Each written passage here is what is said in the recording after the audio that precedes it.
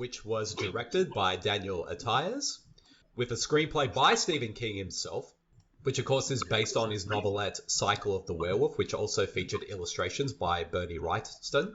And the film stars Gary Busey, Corey Haim, Megan Follows, Everett McGill, and Terry O'Quinn.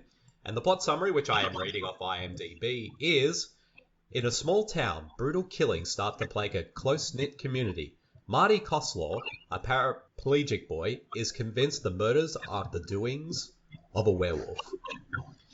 Now, Josh, since you're our first-time guest, tell us your thoughts on Silver Bullet. Well, for me, it has a very, emotional part and place in my heart because it was one of the first adult horror movies I had. Like, up until then, growing up, the werewolf movies I know of, the Lon Chaney Jr. Wolfman movies from Universal. But this is when my dad goes, hey, for whatever reason, I was up past my bedtime. I was like, hey, I saw this movie on HBO one night. The Preacher is a werewolf. So for me, having grown up in the Deep South, I went, wait, there's a werewolf and the Preacher's a monster? Oh, man. So I had to get in on that. And ever since then, I've just loved this movie like nobody's business. Rob, tell us your thoughts on Silver Bullet. Yeah, I've been a fan. I'm not from the Deep South, but I also dislike preachers. So I was happy with that denouement. But yeah, I've been a fan for a while. It's actually one of my. I mean, if I was ranking them, it'd be like in my top 5 werewolf movies. I think it's a fun. It's obviously not like an Amblin movie, but it has that feel. It's kind of walking the borderline between, a regular adult horror movie, but also kind of like a kid's adventure. And it does a good job, I think, with that.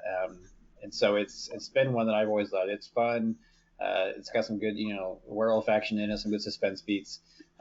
Great actors, obviously, in there throughout it. And I just think it's a great precursor as well to something like It and stuff like that, where you can see King's voice, with his family dynamic, with the siblings, with the uncle, stuff like that. It feels very much, in his wheelhouse. And then on top of that, like I said, it's just a solid werewolf movie. Great practical effects as well. So yeah, I've been a fan for a while.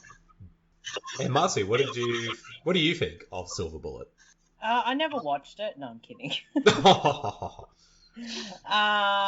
No, I think it's quite a fun film. I think it's very, King-esque.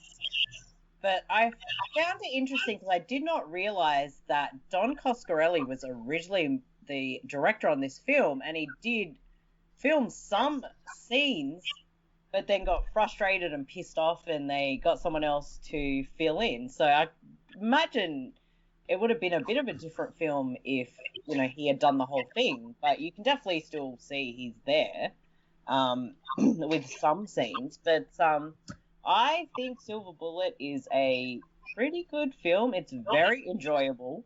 It's got a really good cast, and Gary Busey is Gary Busey, but not Gary Busey up to 100. It's Gary Busey at about 70, and I think it just works at the right way. Definitely there's good, creature effects.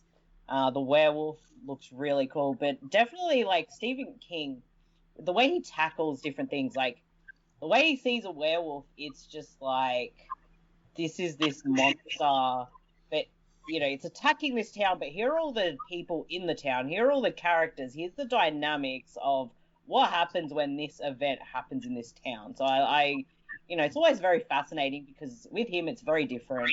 He's shown that he does werewolves different. He does vampires different. That's just who he is.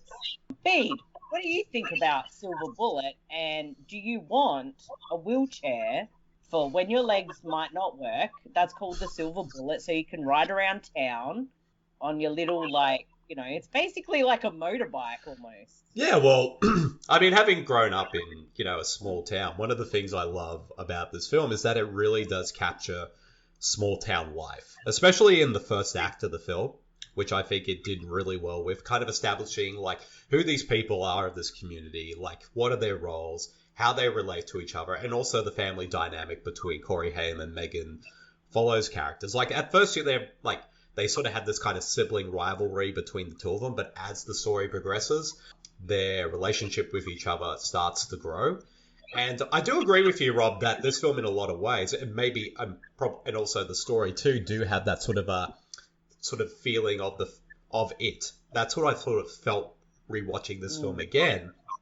And also the stuff with the werewolf, I think is really well done, because when the attack scenes happen, they happen so fast and are so visceral. It feels like something like it. I guess if in any kind of attack, whether it's an animal or a human being, or heaven forbid, if you happen to run across a werewolf, it would be this kind of quick, out of nowhere kind of thing, and it would just happen so fast you could almost have no time to react to it. And I like how these scenes are done, the way that they're edited and shot. Like we kind of barely see the werewolf, because it almost takes, for the most part, a Jaws approach, where we only see bits and pieces of the werewolf for a while, and then of course, once we see it in its full glory, we realize, oh, it's just a giant teddy bear. But anyways,